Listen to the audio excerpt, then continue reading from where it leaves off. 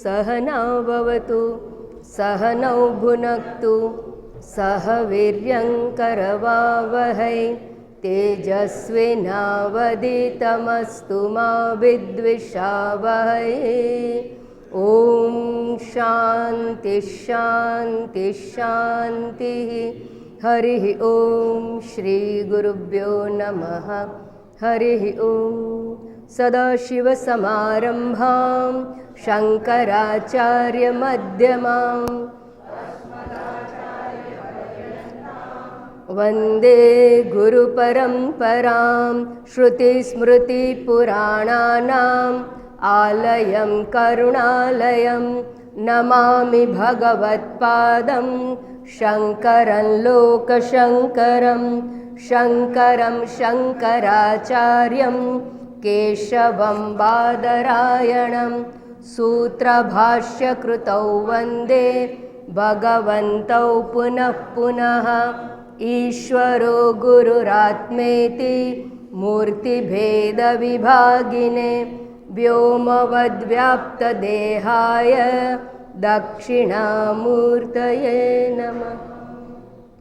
श्रीहरिं परमानन्दम् उपदेष्टारमीश्वरं व्यापकं सर्वलोकानां कारणं तं नमाम्यहम्। જ્ઞાન કોને કહેવાય એ વિચારણાનો આરંભ શ્લોક 24થી કરી દેવામાં આવ્યો છે. શ્લોક 24 અને 25 એક વખત ગાઈ લઈશું, પછી આપણે 25મા શ્લોક ઉપર અધૂરી જે વિચારણા છે એને આગળ વધારીશું. શ્લોક 24. બ્રહ્મૈવાહં સમશાંતઃ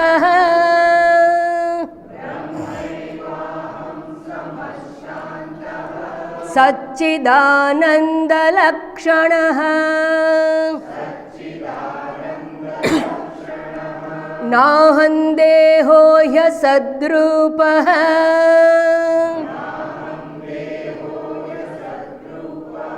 ज्ञानमित्युच्यते बुधैः निर्विकारो निराकारः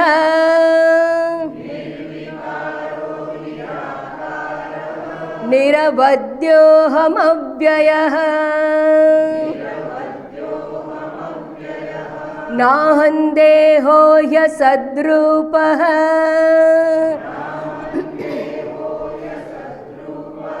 ज्ञानमित्युच्यते बुधैः।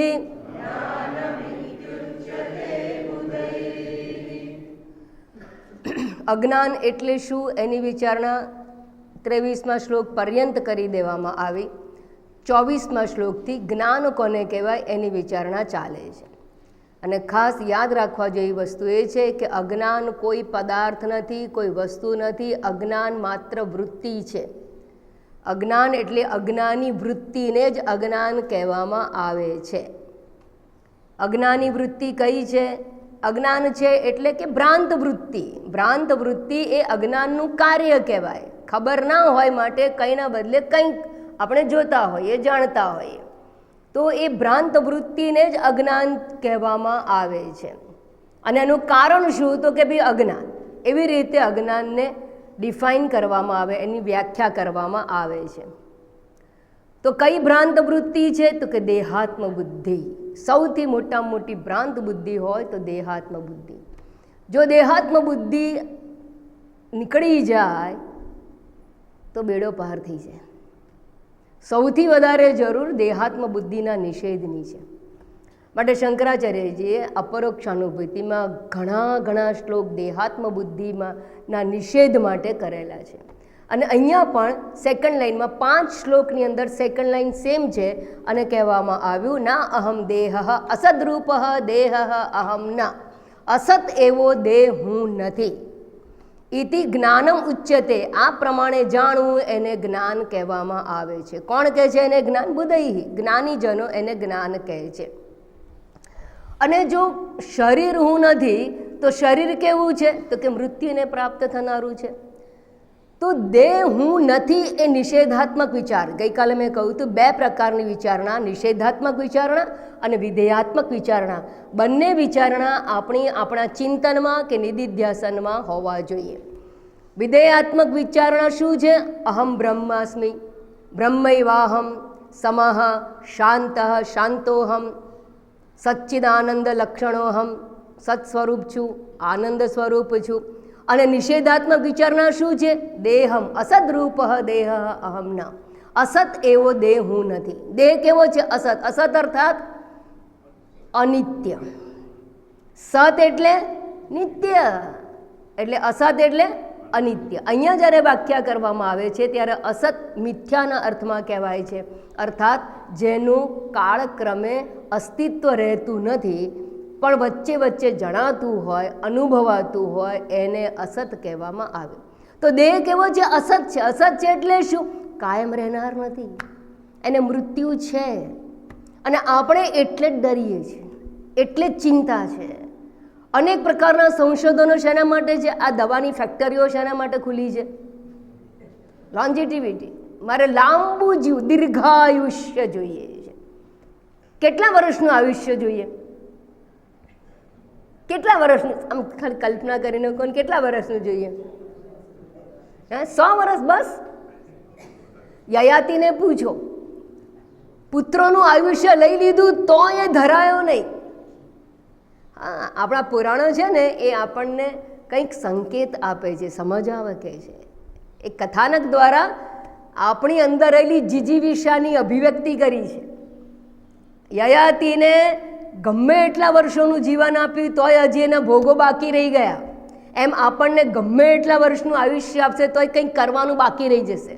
આ તો રહી ગયું, આ બાકી રહ્યું, આ બાકી રહ્યું, કંઈક તો શેષ રહેતું હોય છે. અને માટે આપણે શું કરવું હોય છે? જીવવું છે. ક્યાં સુધી? મરવું જ નથી. ક્યાં સુધી જીવવું છે? પ્રશ્ન સ્થાને છે. મારે મૃત્યુ જોઈતું જ નથી. મારે મૃત્યુ નથી જોઈતું તો તમારે ઘડપણ જોઈએ છે? ના ના, એ તો બિલકુલ ના જોઈએ. યુવાનીમાં મોત આવે તો ચાલે, પણ ઘડપણમાં જે દુઃખ છે એ દુઃખ તો જોઈએ જ નહીં. વ્યાધિગ્રસ્તમ કલેવરમ, વ્યાધિ નથી જોઈતી, દુઃખ નથી જોઈતું, મૃત્યુ નથી જોઈતું. તો દુઃખ ના જોઈએ, મૃત્યુ ના જોઈએ. બીજું શું ના જોઈએ? કોઈ મને જડ કે એ ના ચાલે, કોઈ મને મૂર્ખ કે એ પણ ના ચાલે, બુદ્ધિ વગરનો કહે તો ના ચાલે. કેમ? કેમ એવું છે ખબર છે? એનું કારણ છે કે મારું જે સ્વરૂપ છે ને એ જ્ઞાન સ્વરૂપ છું. એટલે મને અજ્ઞાની રહેવું પસંદ નથી, મૂર્ખ રહેવું પસંદ નથી. મૂર્ખતા કે બુદ્ધિ નથી કે સમજ નથી એવી રીતે જીવવું મને પસંદ નથી. મારી સત્તા મારે ક્યાં જોઈએ? મારે પ્રતિષ્ઠા જોઈએ છે. ક્યાં જોઈએ છે? સર્વત્ર મારી પ્રતિષ્ઠા હોય. મારા ગામમાં, મારા શહેરમાં, મારા રાજ્યમાં. પહેલાં સરપંચ થાય, પછી ધારાસભ્ય થાય, પછી MP થાય, પછી શું થવું એને? PM થવું હોય, અને પછી નંબર 1 સત્તામાં થવું હોય. કેમ થવું છે? પ્રતિષ્ઠા જોઈએ છે. શા માટે પ્રતિષ્ઠા જોઈએ છે? કારણ કે હું વ્યાપક છું. મર્યાદિતતાનો નિષેધ કરું છું. મર્યાદિતતા મારે જોઈતી નથી. મર્યાદિતતા મને દુઃખી કરે છે. જ્યાં મર્યાદિતતા છે ત્યાં દુઃખ છે, ત્યાં ભય છે, ત્યાં ચિંતા છે. અને ચિંતા, ભય, દુઃખ એનાથી મારે મુક્ત થવું છે. અને આ સ્વાભાવિક છે. This is natural to all human being. Human being જો તો એનિમલને પણ નેચરલ છે. તમે લાકડી લઈને નીકળો તો કૂતરું દમદમાઈને ભાગી જશે. કેમ? એને પણ નથી દુઃખ જોઈતું, એને પણ મરવું નથી, એને પ્રહાર નથી સહન કરવો, એને પણ આ સુખેથી જીવવું છે. મૃત્યુ કોઈને જોઈતું નથી. જીજીવિષા સ્વાભાવિક છે, જ્ઞાનની ઈચ્છા સ્વાભાવિક છે, દુઃખ મુક્તિની ઈચ્છા સ્વાભાવિક છે. એટલા માટે સ્વાભાવિક છે અર્થાત એ મારો સ્વભાવ છે. સ્વાભાવિક છે એટલે ક્રિએટેડ નથી. વિચારપૂર્વક મારે સુખી થવું છે, ના હું આમ સુખી થવું કે ના થવું વિચાર કરીને નક્કી કરીએ છીએ કે મારે સુખી થવું કે નહીં. ના, હા, પદાર્થ કંઈ લેવાનો હોય તો નક્કી કરીએ કે મારે આ વસ્ત્ર લેવું છે કે આ વસ્ત્ર લેવું છે, આ મકાન જોઈએ છે કે આમ, એમાં વિચાર કરો, વિકલ્પ છે. પણ સુખી થવું કે ના થવું એમાં વિકલ્પ છે? ના, સુખી થવું જ છે, કારણ કે સ્વાભાવિક છે, એ મારો સ્વભાવ છે. તમે રબરને આમ ખેંચો ને તો રબર લાંબુ થાય. કેટલું લાંબુ થાય? જ્યાં સુધી એની ઇલાસ્ટિસિટી હોય ત્યાં સુધી, બરાબર. એનાથી વધારે થાય તો ભાંગી પડે. હવે આ લાંબુ ક્યાં સુધી ટકી રહ્યા? ધારો કે આ આટલું રબર છે અને મેં ખેંચીને અહીં સુધી કર્યું, આ ક્યાં સુધી ટકી રહે? હું પકડી રાખું ત્યાં સુધી. એટલે એની લેન્થ છે ને એ પરતંત્ર છે, મારા પકડવા ઉપર આધારિત છે. એક વાત.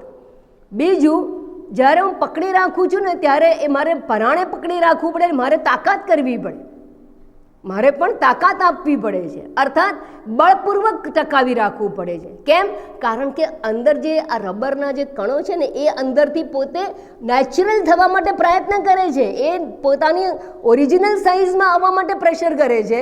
એટલે એનું પ્રેશર નાનું થવા માટે છે અને મારું પ્રેશર ખેંચવા માટે છે. એટલે બંને વિરોધાભાસી પ્રેશર છે, તણાવ છે, દબાણ છે, શક્તિનો પ્રયોગ છે.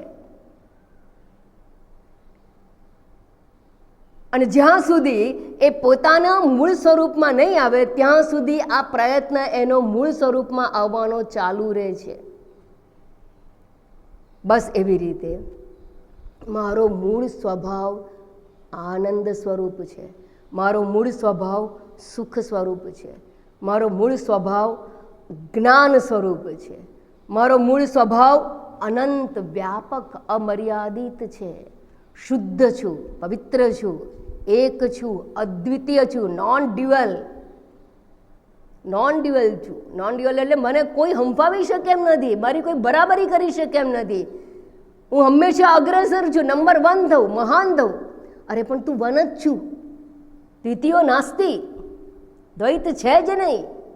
માટે મને એક રહેવું છે, નંબર 1 રહેવું છે. તો આ જે છે કેવો પ્રયત્ન? જેમ પેલો રબર પોતાના મૂળ સ્વરૂપમાં આવવાનો પ્રયત્ન કરે એમ મારો પ્રયત્ન મહાન થવાનો. હવે થયું છે શું? આપણે એ બધું આપણું સ્વરૂપ છે અને છે એ સ્વાભાવિક છે, પણ આપણે એને જેમ પેલું ખેંચી રાખ્યું છે એવી રીતે પેલા મનને શરીર પાસે લઈ ગયા અને દેહના દૃષ્ટિથી મારે મૃત્યુના ભયથી મુક્ત થવું છે, અર્થાત દેહને અમર બનાવવો છે. અને એમાં તો પેલા તમે ગોવામાં જાઓ, એક સ્ટેચ્યુ છે, અરે એક ડેડ બોડી છે, શેના માટે? ઊભા થશે, એ મૃત્યુમાંથી શૈયામાંથી ઊભા થશે. આ દાટી દેનારા મોટા ભાગના લોકોને એવું છે કે એક દિવસ ઊભા થઈ જશે, બહાર આવશે. ઇવન પિરામિડ જાઓ ત્યાં ઇજિપ્તમાં, ત્યાં પણ એવી જ માન્યતાઓ છે.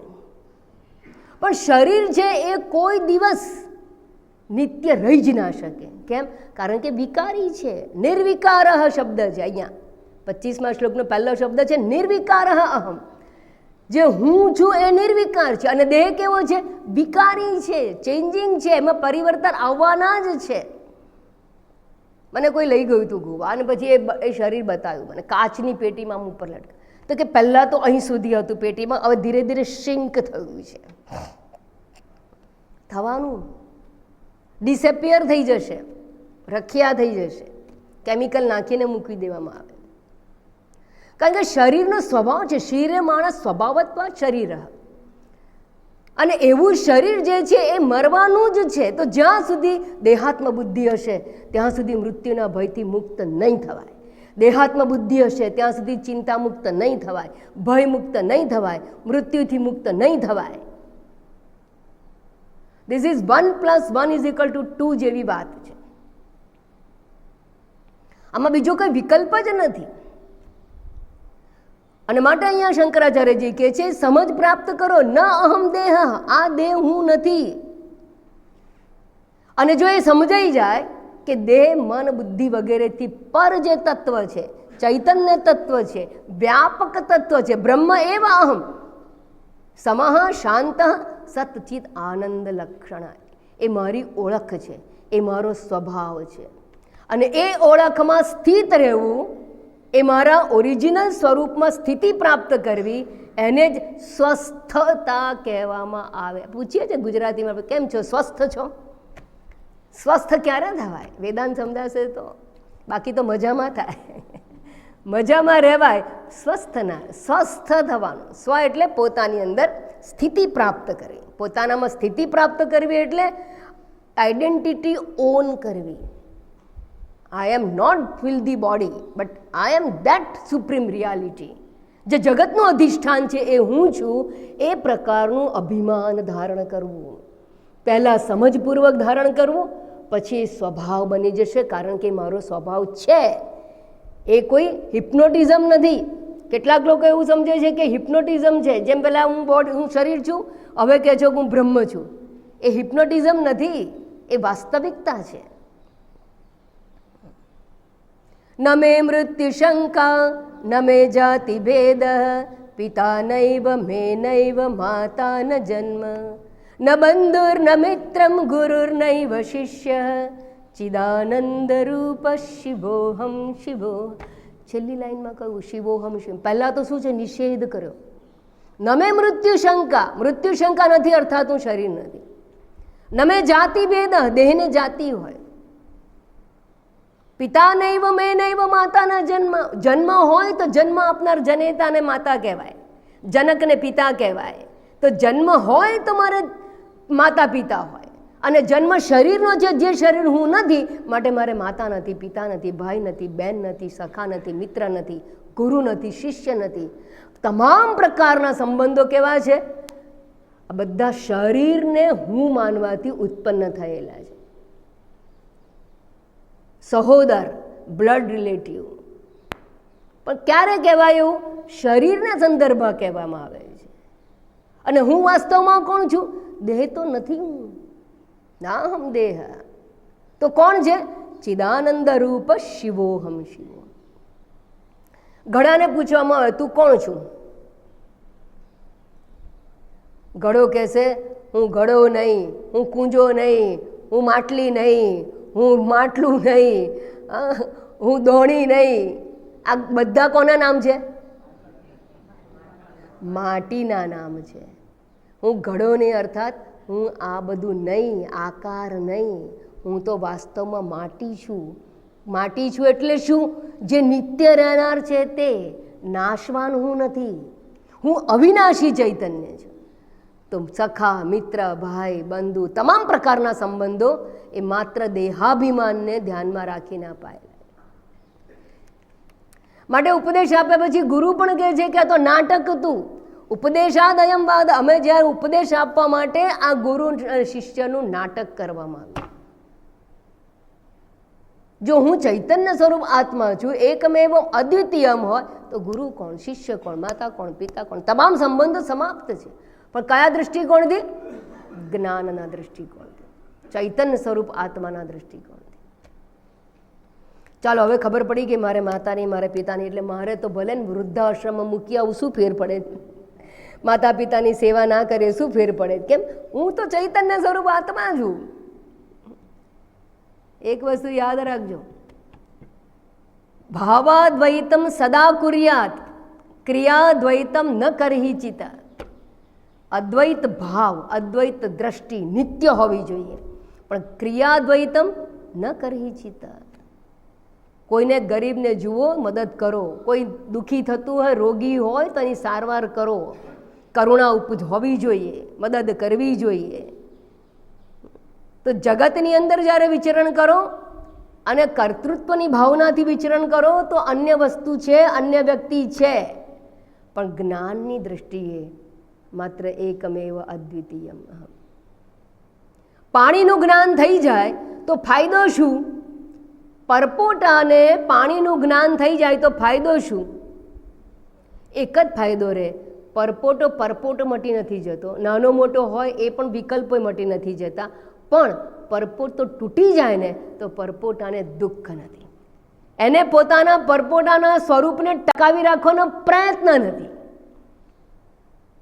એ સમજ પ્રાપ્ત થઈ જાય તો, અને હું નિત્ય છું એવું સમજ પ્રાપ્ત થતાં ભયમાંથી મુક્ત થઈ જાય. તો આમ હંમેશા સૌથી પહેલાં નિષેધાત્મક વિચારો દ્વારા જે ખોટી ભ્રાંતિ રૂઢ થઈ ગઈ છે એ રૂઢિને દૂર કરવી પડે.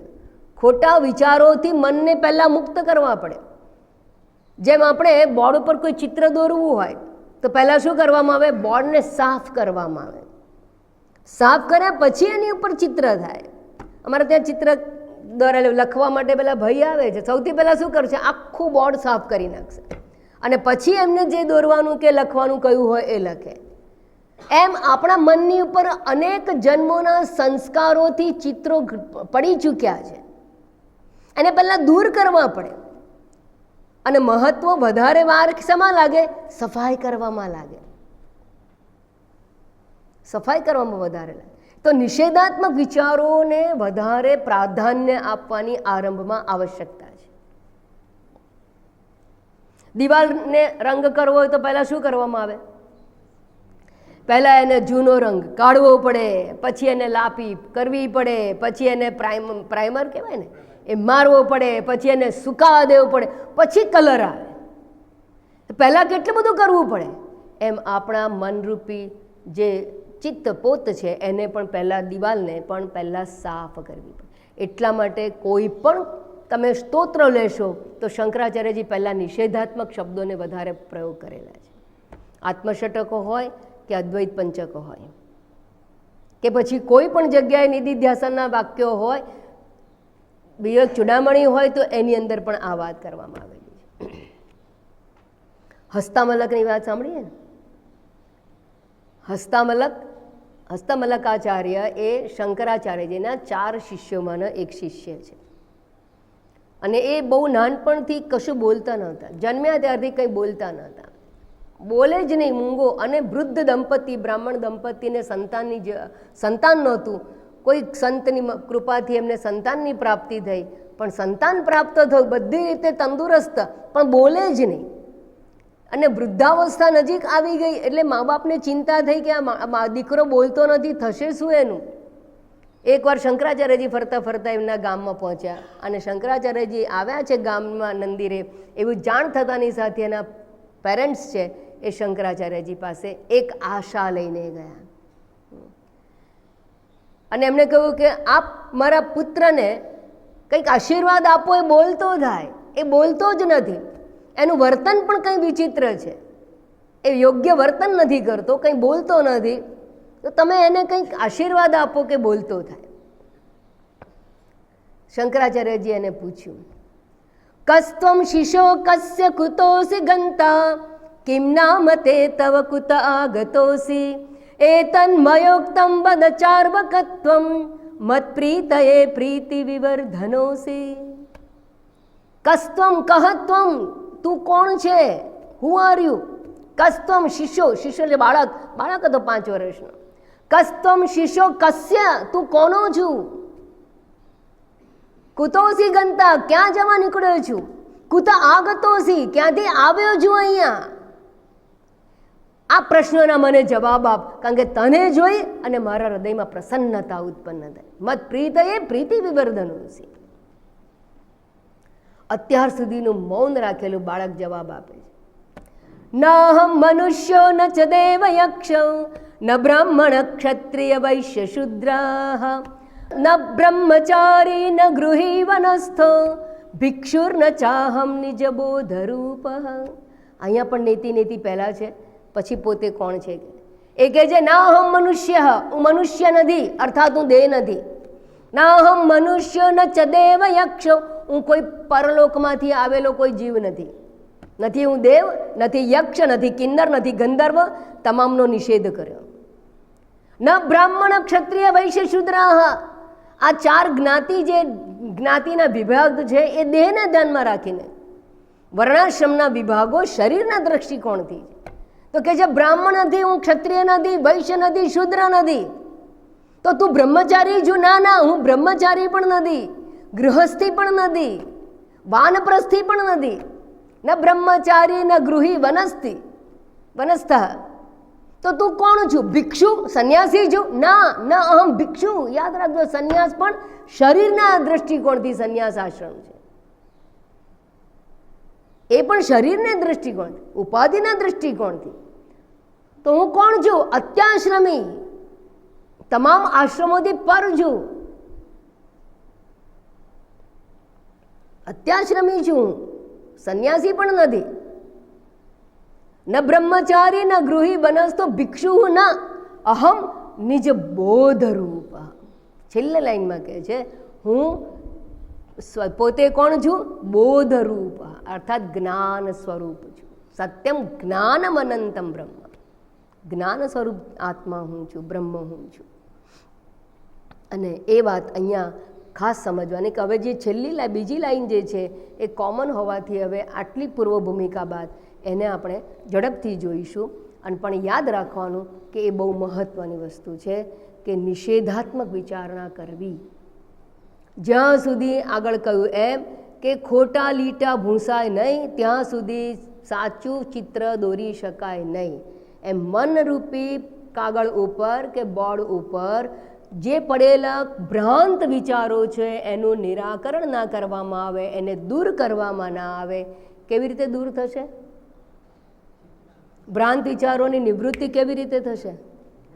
આ દ્રષ્ટાંતો તો બહુ સહેલા છે. કાગળને તો સાફ કરી નાખો, બોર્ડને તો સાફ કરી નાખો, અનેક પ્રકારે છે, અનેક રૂપે કરી શકાય. કે ફાઉન્ડેશન મેકઅપ છે ને, મેકઅપ કરતા પહેલાં પણ બધા શું કરે? પહેલાં જે કરાવતા છે ને ખબર છે, પહેલાં ક્લીન કરે ને, ક્લિનિંગ પ્રોસેસ ચાલે, પછી મેકઅપ થાય.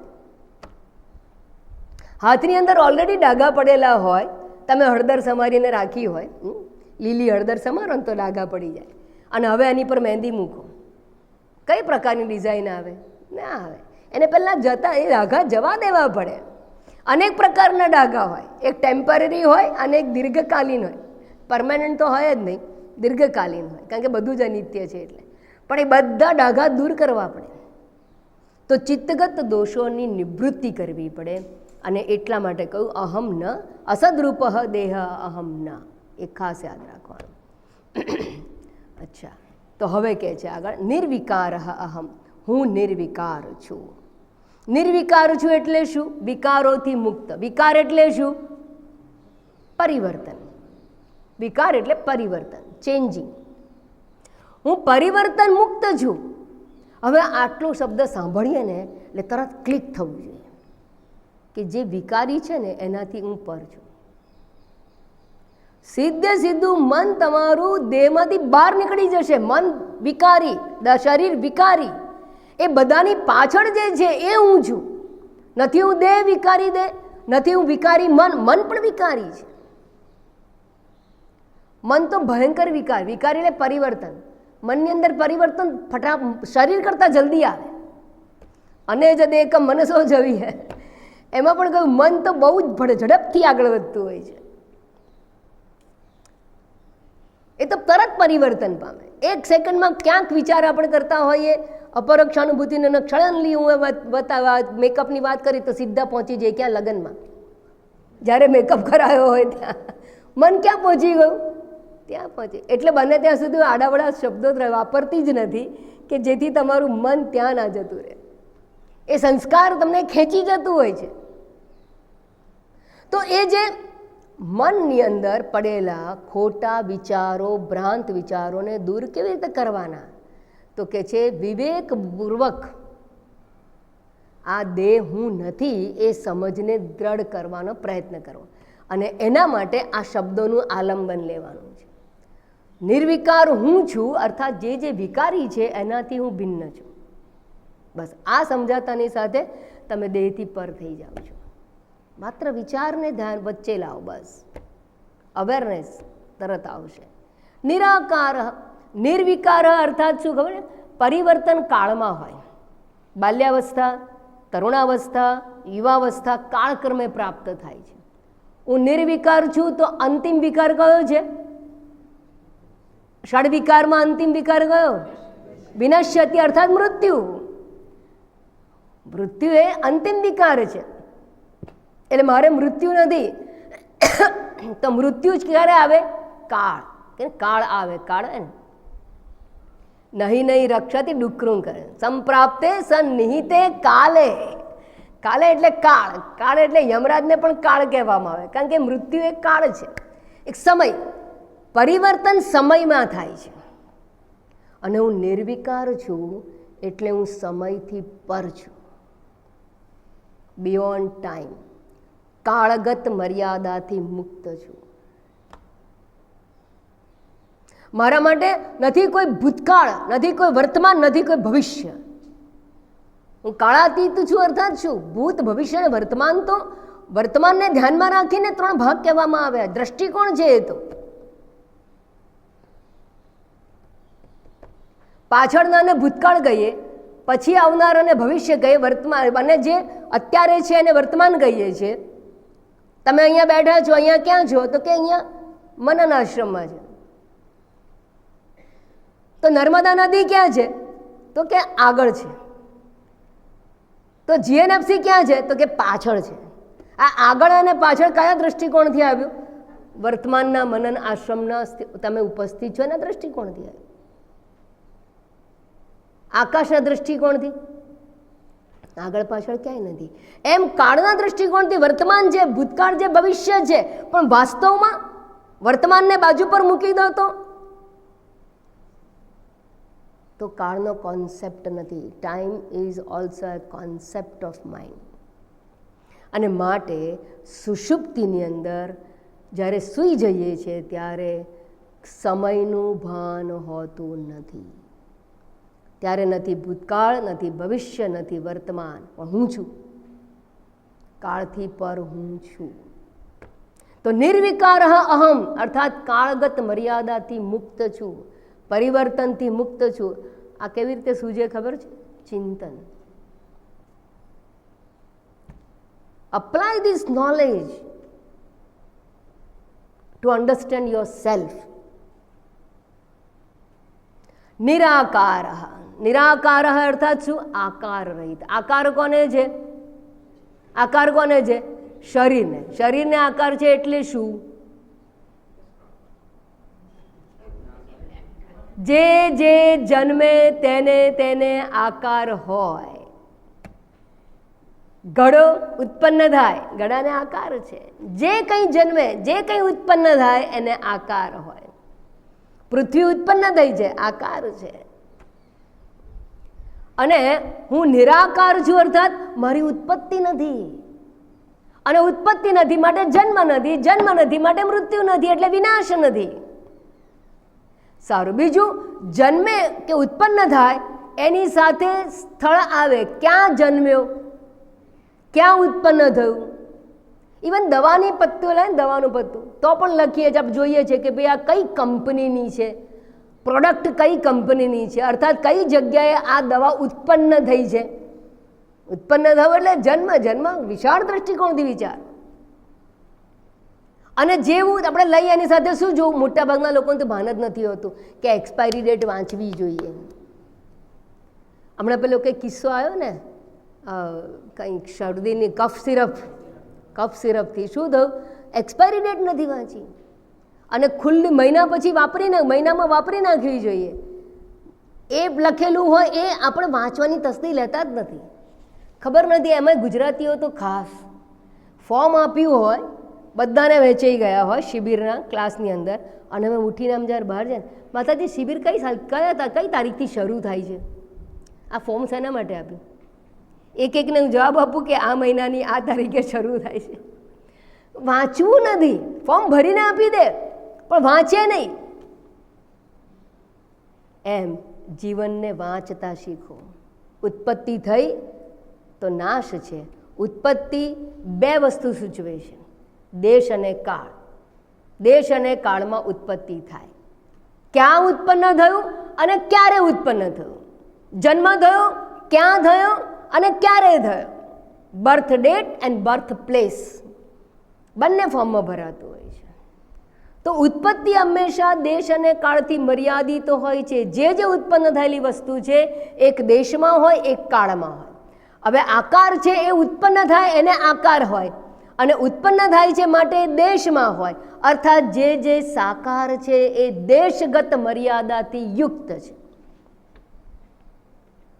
અને નિરાકાર છે દેશગત મર્યાદાથી મુક્ત છે, અર્થાત અમર્યાદિત છે, વ્યાપક છે. તો નિર્વિકાર અર્થાત કાલાતીત, નિત્ય, સત્ય. નિર્વિકાર એટલે કાલાતીત, નિત્ય, સત્ય. અને નિરાકાર અર્થાત વ્યાપક. એ વ્યાપક છે.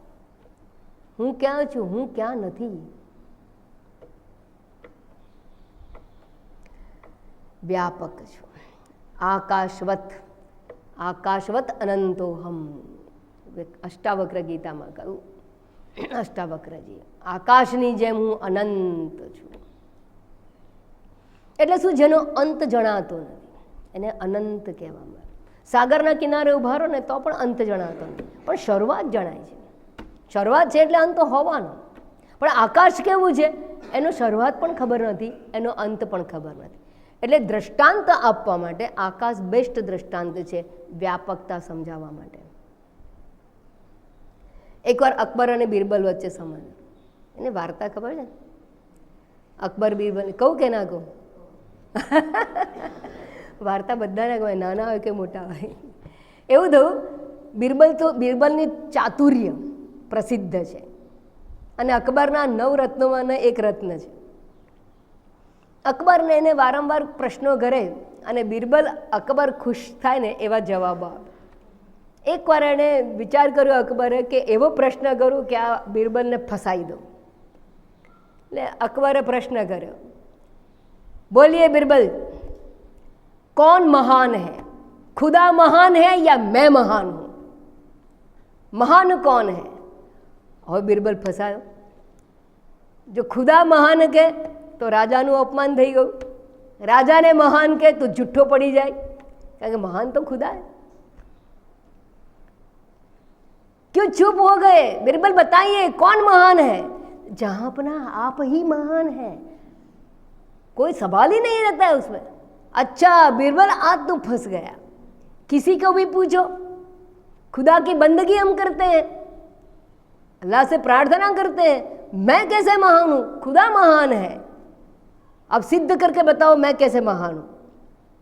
बिरबल कह रहे, जहां पना आप जब चाहो किसी का भी देश निकाला कर सकते हो, मगर खुदा देश निकाला किसी का नहीं कर पाएगा.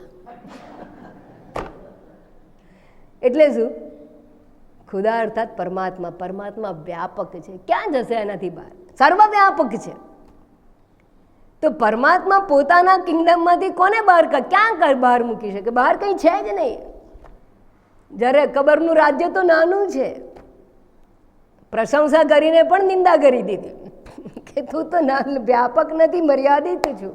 અને પરમાત્મા વ્યાપક છે. અહીંયા કે નિરાકાર વ્યાપક. પછી આગળ કે છે નિરવદ્ય અહમ.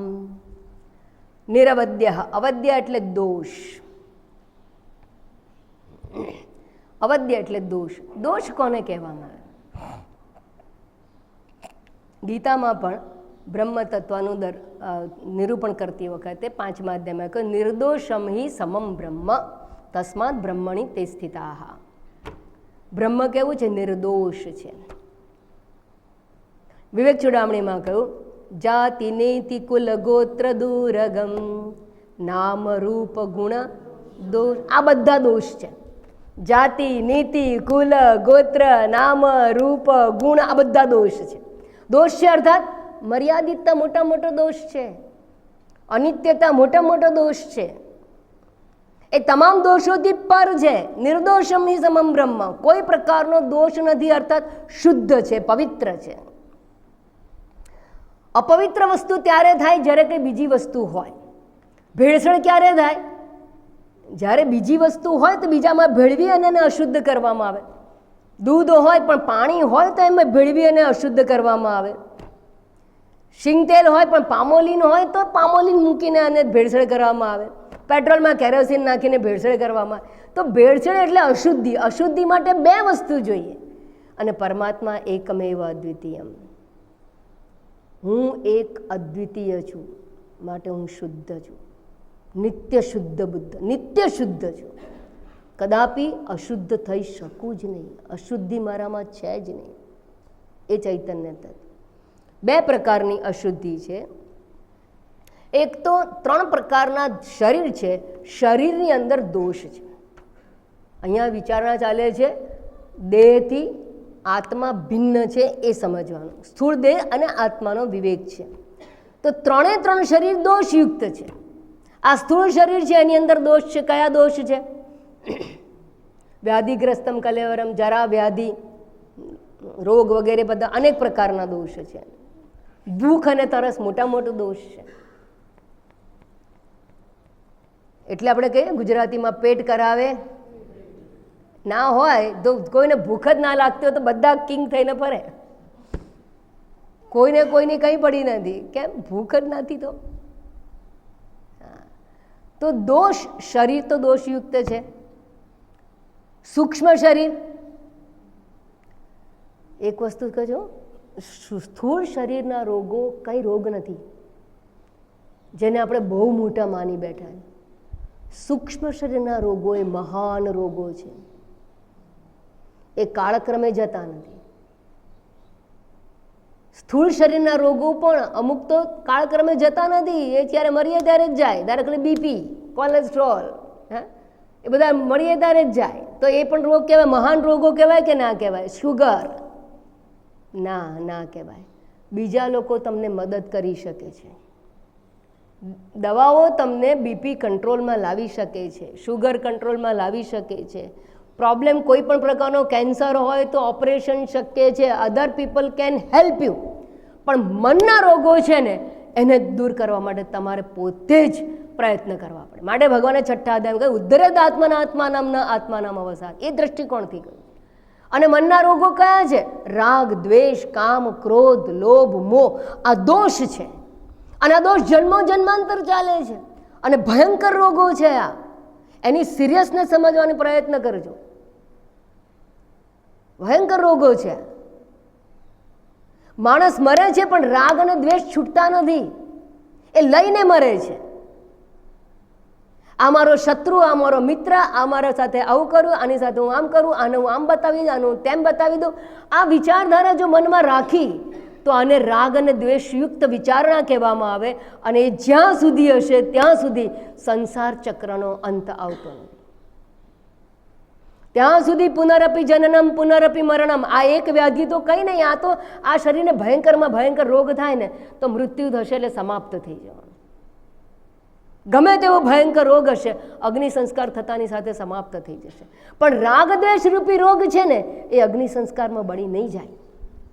એ બીજો જન્મ લેશો અને વળી પાછો એ જ રાગ અને દ્વેષ તમે લઈને પાછા. એટલે આપણે કે ઋણાનુબંધે જોડાયેલા છે. કોઈ શત્રુ તરીકે જોડાય છે, કોઈ મિત્ર તરીકે જોડાય છે, કોઈ હિતેચ્છુ તરીકે જોડાય છે, કોઈ આપણા અવરોધક તરીકે જોડાય છે. કેમ જોડાય છે? કારણ કે રાગ દ્વેષ પડ્યા છે. અને જ્યાં સુધી રાગ દ્વેષ હશે ત્યાં સુધી ભવચક્રનો અંત નથી. રાગ દ્વેષ એ મોટા મોટા રોગ છે. માટે રાગ અને દ્વેષને મહાપાપ કહેવામાં આવે. કામ એશ, ક્રોધ એશ, રજોગુણ સમુદ્ભવ. મહાપાપમાં, મહાશનો મહાપાપમાં વિદ્ધિ એનમ ઇહ વૈરિણમ. ત્રીજા અધ્યાયમાં કહ્યું ભગવાને એનમ વૈરિણમ વિદ્ધિ. એને તું વેરી સમજ, શત્રુ સમજ. કામ અને ક્રોધ, અને કામ અને ક્રોધની જનની છે રાગ અને દ્વેષ. એટલે એને ભવરોગ કયા છે. એટલે મનોરોગ. અને હું કોણ છું? મનોરોગથી મુક્ત છું. કારણ કે હું મનથી પર છું. તો સૂક્ષ્મ શરીર રોગયુક્ત એટલે દોષયુક્ત છે. સ્થૂળ શરીર દોષયુક્ત છે. કારણ શરીર કયો દોષ છે? અજ્ઞાન. કરેક્ટ. અજ્ઞાન. અને અજ્ઞાની રહેવું એ મોટામાં મોટું પાપ છે. પાપનું ફળ શું? તો બેઝિક ક્વેશ્ચન છે ભાઈ. પાપનું ફળ શું? દુઃખ. પુણ્યનું ફળ સુખ, પાપનું ફળ દુઃખ.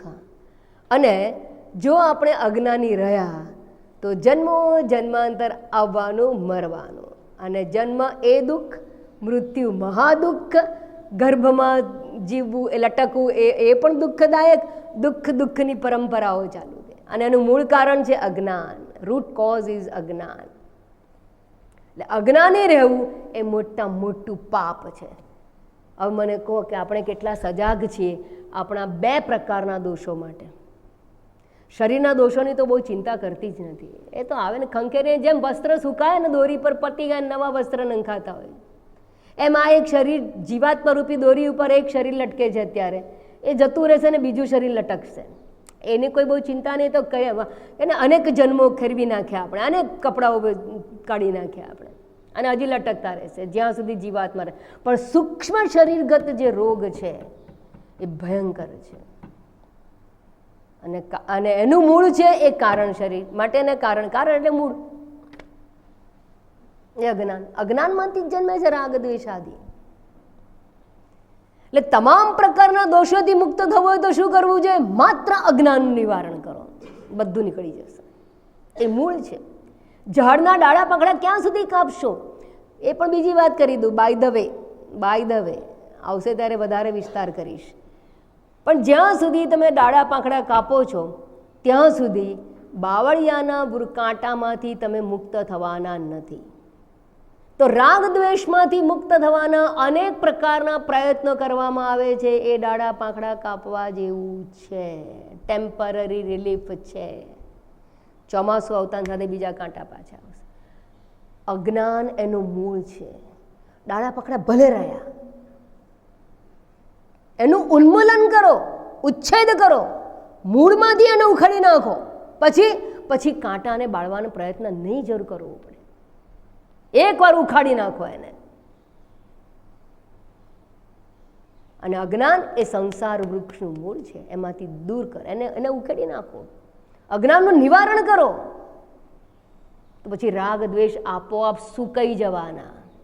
જેમ પેલા સુકાયેલું ઝાડ હોય કહેવાય કે ઝાડ છે પણ સુકાઈ ગયું છે એટલે હવે તમને દુઃખી કરવા માટે સામર્થ્ય ગુમાવી નાખ્યું છે.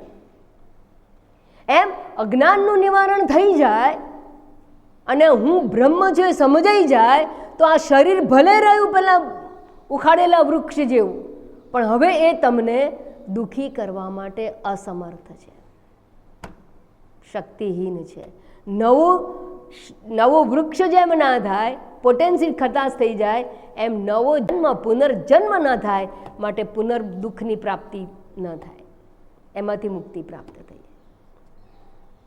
તો દોષ 3 દેહગત દોષ, અને બીજી ભાષામાં કહીએ તો 3 પ્રકારના દોષ, એને સંતાપ કહેવામાં આવે. 3 પ્રકારના તાપ શાસ્ત્રમાં વર્ણવવામાં આવ્યા છે. કયા? આધ્યાત્મિક તાપ કહ્યું એટલે આવડી ગયું. આધ્યાત્મિક, આધિદૈવિક અને આધિભૌતિક. એ ત્રણેય તમે જાણો છો, વિસ્તારની જરૂર નથી. તો આ 3 પ્રકારના દોષોથી હું મુક્ત છું. મુક્ત થવાનું નથી, હું મુક્ત છું. તો કરવાનું શું? જાણવાનું અને જાણીને એમાં સ્થિતિ પ્રાપ્ત કરવાની. એની સ્થિતિ પ્રાપ્ત કરો, એને હું રૂપે સ્વીકારો. આપણે જે જાણીએ છીએ, સમજીએ છીએ, વિવેક શક્તિ છે, બધું જ છે, પણ આપણે એને સ્વીકારતા નથી. સ્વીકાર્ય જે છું, હું ગૃહસ્થી, હું સંસારી, મારું આ કર્તવ્ય, મારે આ કરવાનું, મારે આવું કરવું છે, આ પ્રમાણે તો હોવું જ જોઈએ, આ પ્રમાણે તો રહેવું જ જોઈએ. આ ગ્રંથિમાંથી નીકળતા નથી.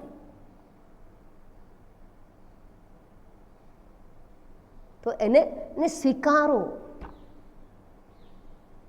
નિર્વિકાર, નિરાકાર, નિરવદ્ય. અને નિર્વદ્ય એટલે દોષ રહિત છું, અર્થાત ગુણ દોષથી મુક્ત છું, અર્થાત નિર્ગુણ છું, અર્થાત વસ્તુગત મર્યાદાથી મુક્ત છું. 3 શબ્દની અંદર 3 પ્રકારની મર્યાદાથી મુક્ત હું છું એ સમજાય. હું અમર્યાદિત છું એ વસ્તુ સમજાવી દીધી બીજા શબ્દોમાં. નિર્વિકાર કાળગત મર્યાદાથી મુક્ત, નિરાકાર દેશગત મર્યાદાથી મુક્ત, કારણ કે સાકાર હોય એક જગ્યાએ હોય, અને નિરવદ્ય અર્થાત દોષ મુક્ત, અર્થાત ગુણ મુક્ત, એટલે કે નિર્ગુણ છું, અને ગુણ છે એ વસ્તુમાં હોય, વસ્તુગત મર્યાદાથી હું મુક્ત છું. ગુણ દોષ વસ્તુમાં હોય. તો 3 પ્રકારના મર્યાદાથી મુક્ત. અહમ અવ્યય, હું અવિનાશી છું, અર્થાત મારું એવું નિત્ય અસ્તિત્વ હું છું, નથી એવું નહીં. અવિનાશી અસ્તિત્વ મારું છે, અને હું દેહ નથી, અસદરૂપ દેહ, વિનાશી દેહ હું નથી, હું અવિનાશી ચૈતન્ય છું. મારી સત્તા ચૈતન્ય રૂપ સત્તા છે, નિત્ય સત્તા છે. અને આ સમજવું એને જ જ્ઞાન કહેવામાં આવે છે. આ 25મા શ્લોકની અંદર સમજાવવામાં આવ્યું. હવે આપણે 26મા શ્લોક ઉપર જઈએ. કોઈ પણ શંકા કે પ્રશ્ન હોય તો હંમેશા લઈ આવવાનો. હું આવું એ પહેલાં અહીં મૂકી દેશો તો એનો જવાબ પહેલાં આપીશ અને પછી આપણે આગળ જઈશું. નિરામયો નિરાભાસ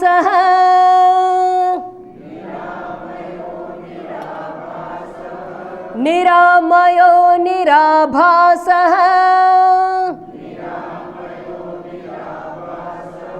निर्विकल्पोऽहमाततः निर्विकल्पोऽहमाततः नाहं देहो ह्यसद्रूपः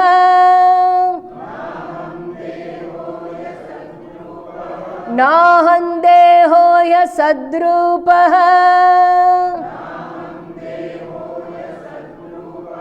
ज्ञानमित्युच्यते बुधैः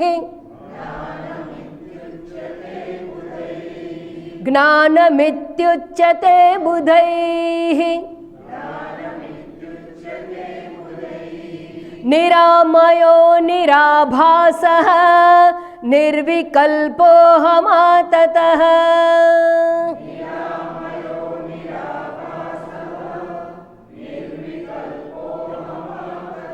नाहं देहो ह्यसद्रूपः ज्ञानमित्युच्यते बुधैः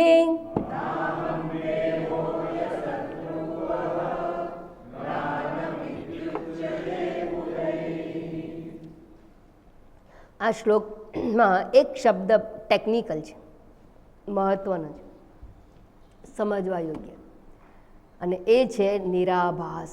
નિરામય, આમય એટલે રોગ, નિરામય એટલે રોગ મુક્ત છું. દોષ સમજી ગયા તો રોગ પણ સમજી જવાય, અને રોગ મુક્ત આત્મા હું છું. હાશ, આપણે કેટલી ચિંતા નહીં, આપણને ના થાય શરદી, ના થાય કફ, ના થાય ન્યુમોનિયા, ના થાય કેન્સર, ના, કેમ? હું રોગ મુક્ત છું. એ તો બધું શરીરને થાય છે, બધું શરીરને લાગુ પડે છે, અને શરીરને લાગુ પડે જ. વ્યાધિગ્રસ્તમ એ વ્યાધિયુક્ત જ છે શરીર. કોઈ દિવસ એમને હોય જ નહીં. નાનપણમાં દાંત ના હોય ને પછી દાંત આવે ને, ભગવાનની કરામત કેવી, વ્યાધિ આપી જ દીધી છે, નાનપણથી આપી છે, અને પછી દાંત પડે એની વ્યાધિ. પહેલા વાળ ના હોય ને પછી વાળ આવે, પછી વાળ ખરે એની પાછી વ્યાધિ, કલર બદલાય એની વ્યાધિ, વ્યાધિ ચાલુ જ છે. તો નિરામય, હું રોગ મુક્ત છું. નિરાભાસ, હું આભાસ રહિત છું. This is a technical word, સમજવા યોગ્ય છે. નિર્વિકલ્પ, વિકલ્પ રહિત છું. અહમ આતતઃ, આતતઃ અર્થાત વ્યાપક છું, વ્યાપ્ત, હું વ્યાપક છું. અસદરૂપ દેહ અહમ ન, અસત એવો દેહ હું નથી, એને જ્ઞાનીજનો જ્ઞાન કહે છે. તો નિરામય તમને ખબર છે, પણ નિરાભાસ એટલે શું? આભાસ એટલે શું? નિરાભાસ આત્મા છે. આત્માને નિરાભાસ કેમ કહે? કદાચ તમે આ શબ્દ નહીં પહેલાં વિચાર્યો હોય કે નહીં સાંભળ્યો, એને મેં કહું એમ ટેકનિકલ છે. આવતી વખતે આવો, ચા પીને આવજો, થોડી તૈયારી રાખજો ટેકનિકલ સમજવા માટે. પણ બહુ સુંદર છે, બહુ સુંદર શબ્દ છે આ. એની વિચારણા આપણે નેક્સ્ટ ટાઈમ કરીશું. ઓમ પૂર્ણમદ પૂર્ણમિદમ પૂર્ણાત પૂર્ણમુદચ્યતે પૂર્ણસ્ય પૂર્ણમાદાય પૂર્ણમેવાવશિષ્યતે. ઓમ શાંતિ શાંતિ શાંતિ. હરિ ઓમ શ્રી ગુરુભ્યો નમઃ. હરિ ઓમ.